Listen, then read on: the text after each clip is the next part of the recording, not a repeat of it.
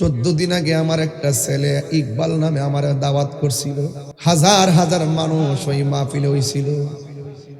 ওই গ্রামের পাশে আজকে মাহফিল দেওয়ার পরে শুনলাম যে ছেলেটা আমার 14 দিন আগে দাওয়াত করছে, হাজার হাজার মানুষ ছিল মাহফিলে, এই ছেলেটা 3 মাস আগে নাকি বলছে তাহিরি হুজুর আইনে ওয়াজ আমার করার লাগবো, ওয়াজটা করে যদি মইরা যায় আমার কোনো দুঃখ নাই। আজকে সকালবেলা 8টার সময় বলতেছে আমি ঢাকা যাইলাম, হইলে যাইতাম না, তাহির হুজুর ওয়াজ আছে আমাদের সুজনপুরে, ওই এলাকার ওয়াজটা না শুনে আমি ঢাকা যাইতাম না।